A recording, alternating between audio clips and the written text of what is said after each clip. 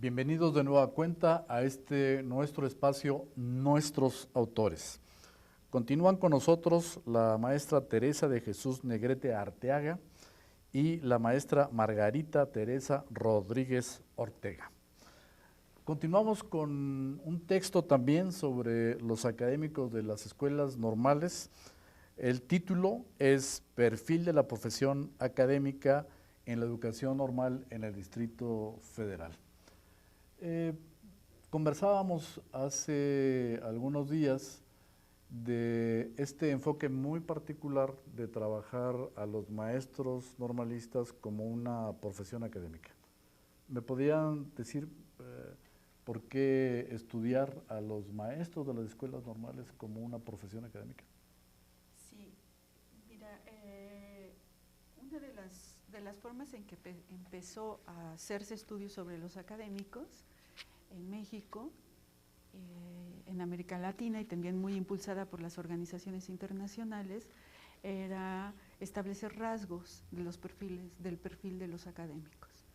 Entonces, las primeras exploraciones tenían que ver con rasgos de carácter sociodemográfico y rasgos que tenían que ver con los grados de estudio que tenían, el tipo de prácticas relacionadas con las funciones sustantivas de las instituciones de educación superior y paulatinamente se empezó a discutir que no solo dependía de los sujetos el tipo de tarea académica que se estaba haciendo, sino que se empezó a armar un mercado laboral que tenía que ver con un mercado académico y que este mercado académico, sobre todo fundamentalmente hacia finales de los años 90, se diversifica y además de que se diversifica porque se desarrollan distintas prácticas profesionales, abren el campo de algo que llamamos profesión académica. Empieza a tomar forma una profesión en la que los actores ya no solo cambian el perfil, que no es un profesional que se desarrolla en su ámbito profesional y adicional a ese conocimiento va y da clases en una cátedra, sino lo que empieza a modificarse es que hay un mercado laboral, ¿sí? Y unas prácticas profesas para ser académico, ¿no? Entonces, eso empieza a darnos pie para hablar de una profesión académica. Entonces, este estudio que hicimos sobre los académicos de las normales es tomar la voz de los académicos y reconocer quiénes son y qué es lo que hacen para mostrar de qué manera va tomando forma una profesión académica en las escuelas normales, asumiendo que desde el 84 ellas por ley se instalan en una condición de instituciones de educación superior. Entonces, la intención de este estudio es ir viendo del 84 al 2007, ¿no? De qué manera va tomando forma esta profesión en las escuelas normales. Y también sobre este punto, digamos, hay una serie de antecedentes, Margarita, ¿no? Que tienen que ver con otros estudios también de académicos en instituciones de educación superior. Yo te preguntaría por estos otros estudios y en particular qué ha pasado, por ejemplo, en los estudios de académicos, por ejemplo, de la Pedagógica Nacional. Bueno, es cierto que hay antecedentes de estudios de la profesión académica y de académicos en otras instituciones de educación superior. Lo curioso es que aquí, en la Universidad Pedagógica, se desarrolló muy poco.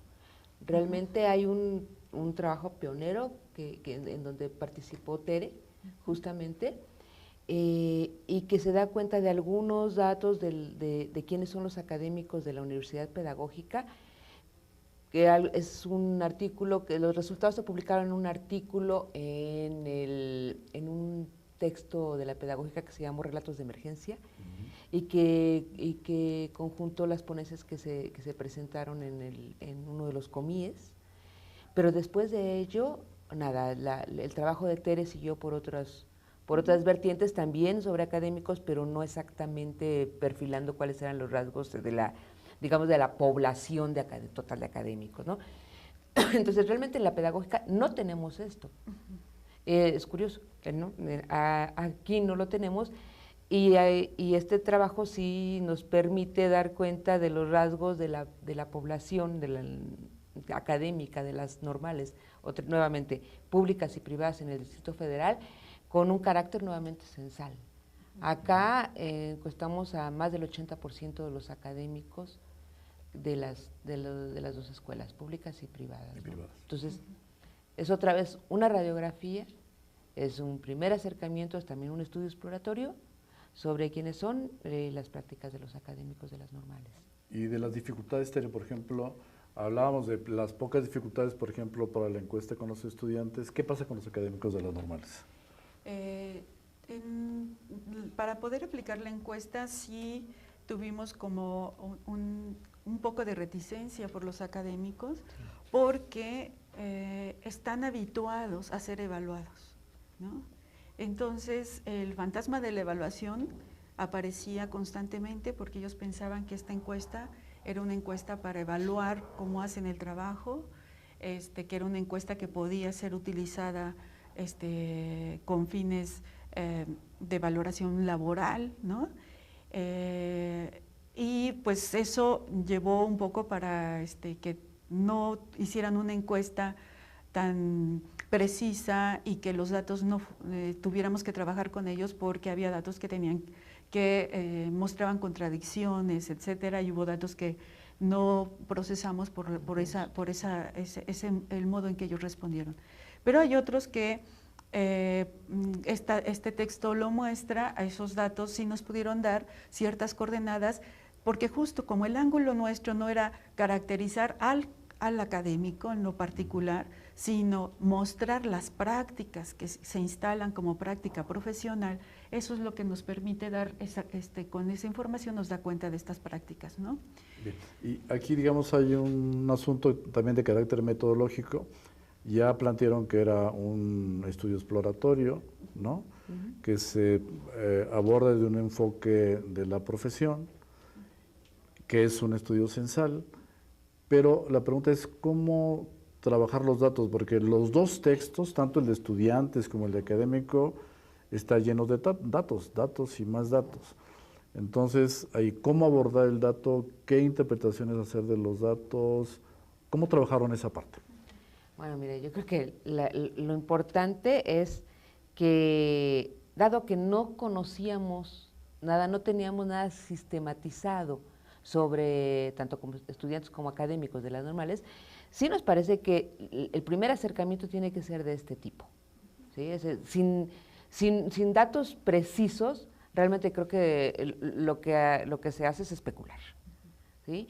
En este momento nosotros decíamos, lo importante es tener la mayor información sobre estudiantes, sobre académicos, y mostrar quiénes son sin sacar conclusiones a partir de ese dato. Vamos, yo digo que no puedes decir lo que el dato no te da, ¿sí? Entonces es manejar los datos sin exageraciones, sin tratar de que nos digan lo que no nos dicen. Lo que sí es cierto es que a partir de cómo vamos trabajando la información, hacemos cruces, ¿no? en los datos para que nos digan algo más, cómo se relaciona una variable con otra, cómo se relaciona un rasgo con el otro. A veces relacionamos más de uno de estos para poder mostrar algo más que el simple… Digamos, pero para nuestro dato. público, ¿podríamos poner algún ejemplo de los datos que están planteados en el texto de académicos? Si me das oportunidad, ahorita Sí. lo buscamos. Sí, yo creo que algo que es importante es, para cada intención de investigación uno tiene distintos recursos. En el caso del trabajo que hemos hecho Margarita y yo de investigación conjunta, siempre hemos acotado según el recorte de exploración que queremos hacer y el orden de observación que queremos hacer de la población a la que estamos revisando o el fenómeno que estamos revisando, utilizamos distintos recursos. De ahí que para nosotras la diferenciación entre cuantitativo y cualitativo no opera, ¿no? Porque en el caso nuestro ambos son cualidades que nosotros y que sirven de base para la interpretación. Entonces, en este caso, por la naturaleza de la población y por la oportunidad que se nos brindó de poder hacer una exploración en un mismo momento para toda la población, era necesario un instrumento de esta naturaleza, que fuera una encuesta, pero que además tuvo una característica importante. Esta encuesta, en particular la de académicos, íbamos armando cada pregunta de tal manera que el profesor tuviera una diversidad de actividades que se desarrollan en educación superior, acotadas expresamente para la formación de docentes, ¿no? Por el trabajo que también nosotros previamente ya hemos hecho sobre análisis de la práctica docente y sobre formación docente, en donde él podía tener una valoración amplia sobre qué tipo de práctica él reconocía que hacía, ¿no? Entonces le damos un menú de posibilidades de elección que no son las encuestas clásicas de sí, no y por qué, o de discriminación de uno o dos rasgos de las cosas, sino que había una diversidad de rasgos y eso nos permitió poder valorar el gradiente en términos de dónde se adscribía el sujeto en relación a lo que practica. Ese yo creo que es una de las aportaciones importantes de esta encuesta, a diferencia de otras encuestas que se han hecho sobre académicos, ¿no? Porque pusimos el énfasis en las prácticas de la profesión, ¿no? Y otro aspecto que es importante, como bien señala Margarita, es que para poder hacer esta exploración, obviamente, si es una exploración de primer orden de observación, que es una caracterización de corte general, entonces nuestros datos tendrían que ser en ese plano, ¿no? Y que a partir de ese corte general uno se pregunta cosas en relación a lo que va arrojando el dato, ¿no? De ahí que este es un estudio exploratorio y por tanto es un estudio conjetural, o sea, vamos dando conjeturas en relación a los datos, se van haciendo preguntas que sirvan de pauta para estudios posteriores que tengan otros grados de análisis y de observación sobre lo que nosotros estamos documentando. Hay un primer rubro, un capítulo que habla de aspectos socioeconómicos y demográficos, ¿no? Ahí en la parte de los rasgos demográficos y los datos socioeconómicos y familiares, ¿qué datos podríamos resaltar, Margarita? ¿Cuáles serían los más importantes, los más significativos en esta parte? Bueno, a ver, aquí sí hay alguna cuestión que tiene que ver con la tradición normalista. Ajá. ¿Sí? Aquí sí. La otra es, por ejemplo, en términos de la edad, ¿sí? Como en algunas de las escuelas sí hay como sí hay un ingreso de gente más joven y hay otras en donde no, donde digamos que la planta es más permanente, como la normal superior, ¿no? En términos de vas viendo ahí sí cómo por ejemplo, la distribución por género, ¿no? Cómo encuentras más mujeres en unas zonas normales, en la Benemérita y en la de Jardín de niños, ¿no? O sea, cómo... Y más hombres en LECEF. Exacto. En LECEF y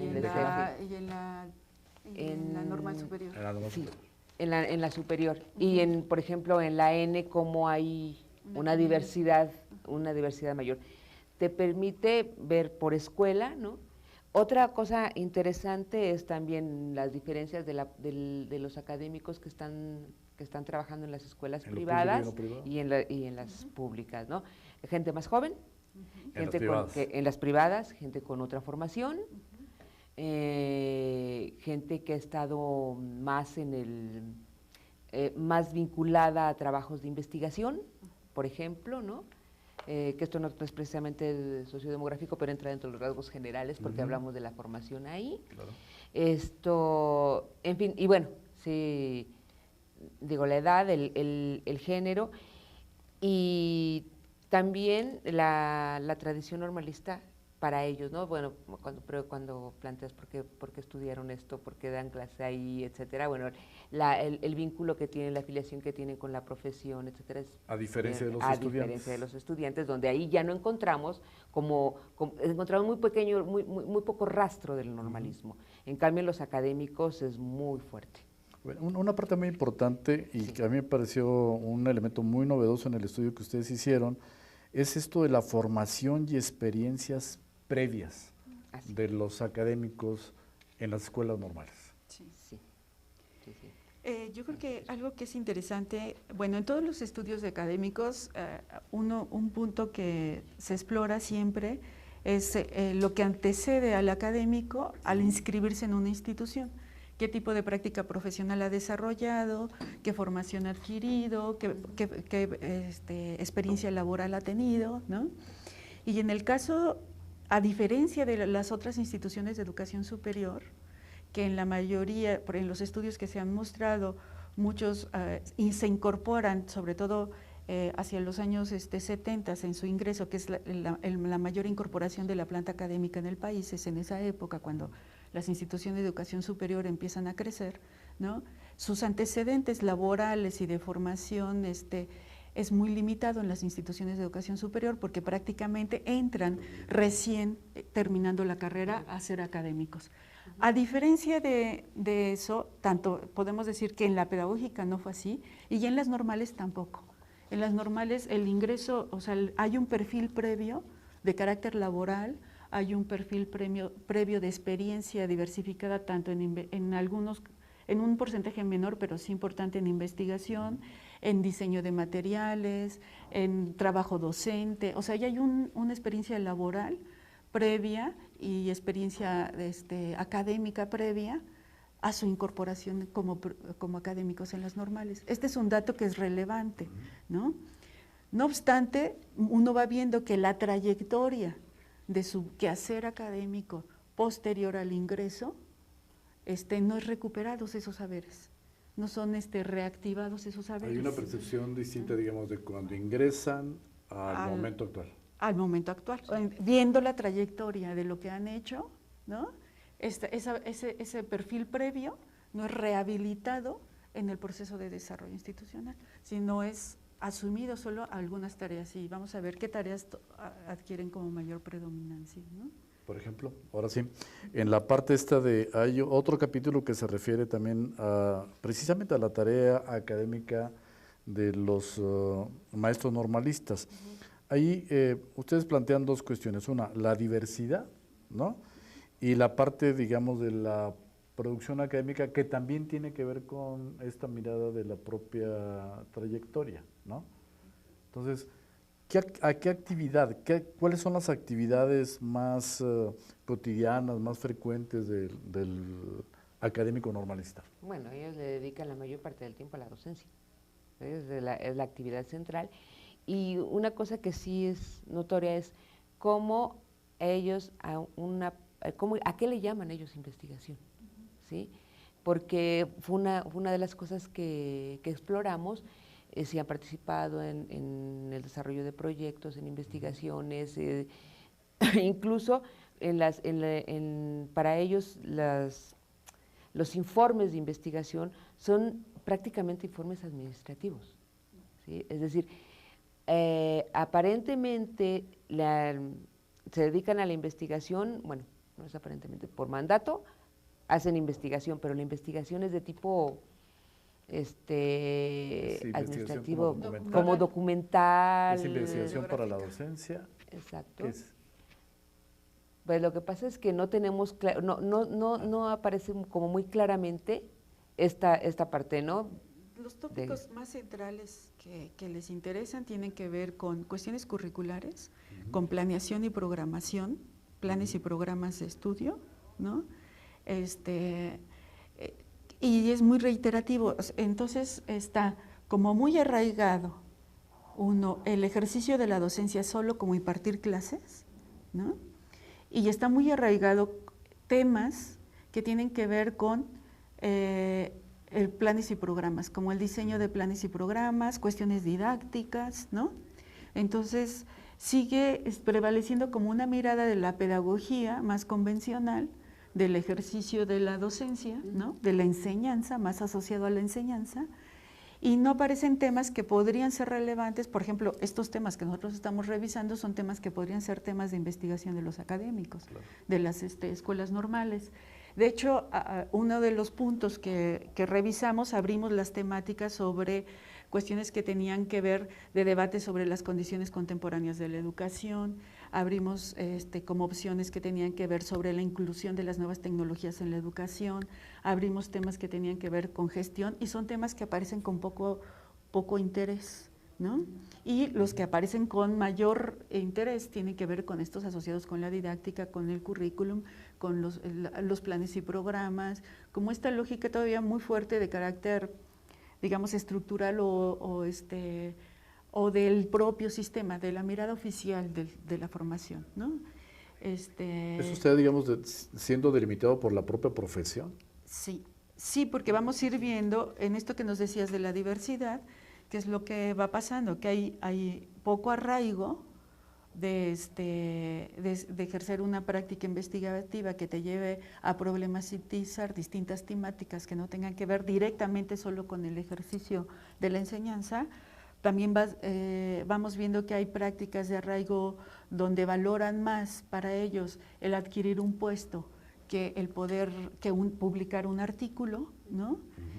Porque esas son de las preguntas para usted, ¿qué es más importante? ¿Qué tiene mayor valor social en la profesión académica, en la escuela? Y entonces ellos dicen, pues tener un puesto. O que le da más prestigio. Que le da más prestigio tener un puesto que publicar algo, ¿no? Hemos visto que lo que sí se va abriendo y que tiene que ver, yo creo, con la influencia de las reformas que se han hecho en la educación normal, es que sí se están diversificando ya los roles, porque hay quienes no solo ya trabajan frente a grupo, o sea, las horas frente a grupo, que es lo dominante, sino ya hay una marca de apertura para ejercer roles como la tutoría, como la asesoría, o esto que decíamos, el acompañamiento a los estudiantes hacia las prácticas pedagógicas, sí. Pero pero parecería que todo gira alrededor también de la docencia, ¿no? Todo está girado alrededor de la docencia. Sí, alrededor de la docencia, la parte de la gestión, ¿no? Sí. El acompañamiento, sí. Y en menor grado, digamos, la investigación y la difusión, que son los rasgos que nos plantea, por ejemplo, discursos como el PROMEP, ¿no? Claro.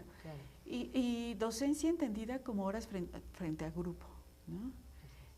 Porque actualmente la docencia universitaria se concibe con una diversidad de roles de los docentes, ¿no? Por eso esto que decimos como profesión académica, la docencia no tiene que ver solamente con la enseñanza, ¿no?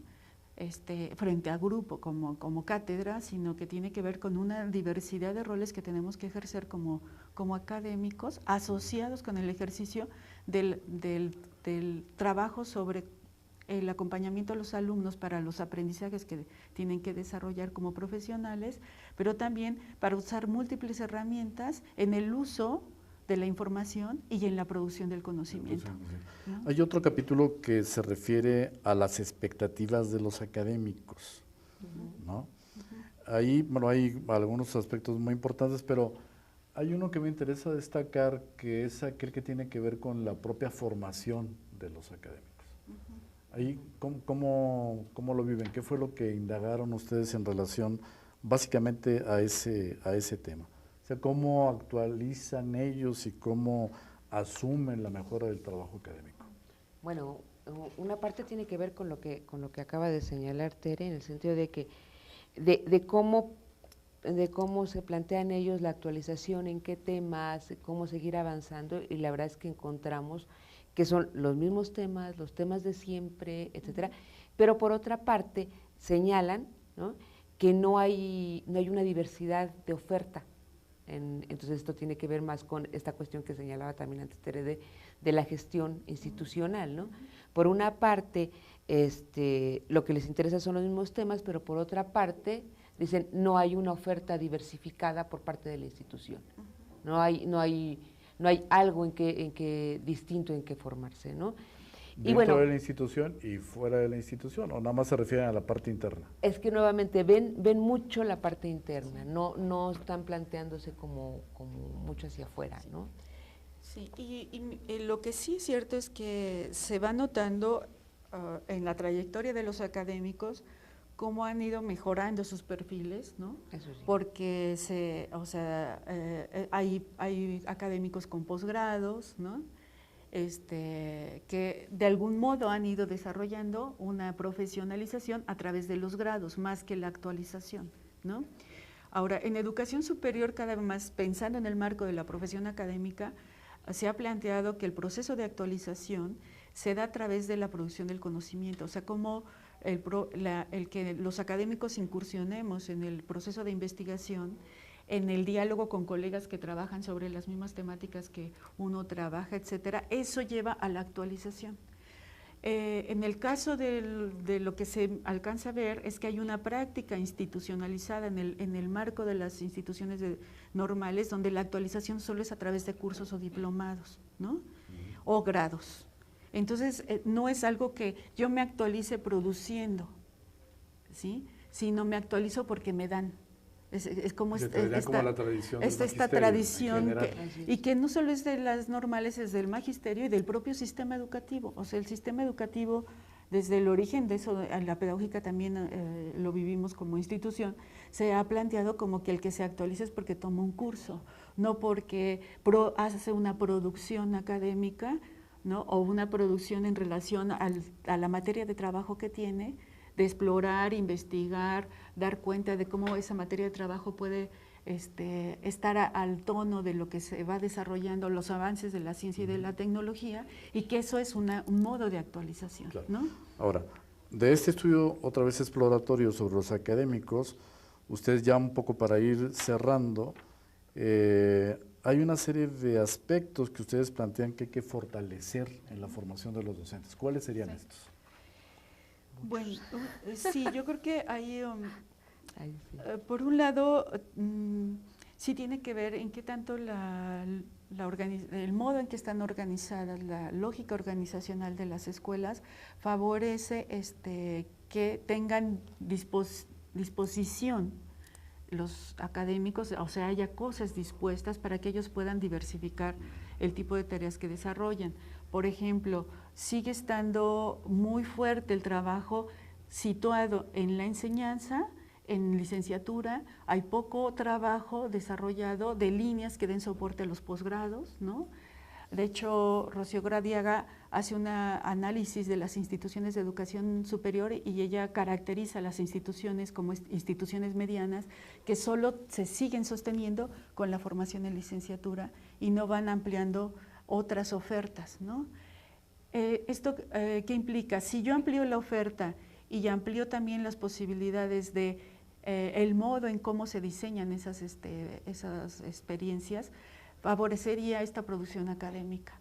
También es cierto que se va notando en el perfil que los académicos de las normales han tenido experiencias de asesoría, diseño, habilidades académicas que han desempeñado en relación a actividades que les han pedido para la subsecretaría, que les han pedido a la Administración Federal y que no son recuperadas en el ámbito de las escuelas normales. Entonces hay una serie de saberes que ellos tienen que tampoco son rehabilitados, reutilizados o resignificados en el marco de las prácticas que las propias escuelas impulsan, ¿no? Otra parte que yo creo que es importante enfatizar es cómo se reconocen o se le da valor social a otro tipo de prácticas. Por ejemplo, la práctica de investigación en el clima institucional de las normales es ambiguo, porque de repente se les pide que deben de hacer investigación, pero al mismo tiempo se les prohíbe que la hagan, porque no se les permiten horas dedicadas a eso, porque no se les dan permisos para ir a los congresos, tienen que hacer unas gestiones enormes para poder asistir a los congresos, ¿no? No se ve como algo que es propio del quehacer, sino es como una cuestión que es ajena a, ¿no? Entonces, al propio trabajo académico. Al propio trabajo académico. Bien. Sí. Pues desafortunadamente se nos ha terminado el tiempo y pues yo quisiera agradecerles a Margarita y a Tere estos dos espacios que nos han brindado para abordar y conversar con nuestro público sobre dos temas fundamentales. Uno que tiene que ver sobre estudiantes en las escuelas normales y Instituto Federal, públicas y privadas, igual la parte de académicos. Yo espero tener algún siguiente programa para abordar otras temáticas similares a las que hoy nos han presentado. Muchísimas gracias. Y muchas gracias a todos ustedes por seguirnos en esta conversación, en esta nuestra serie, Nuestros Autores de la Universidad Pedagógica.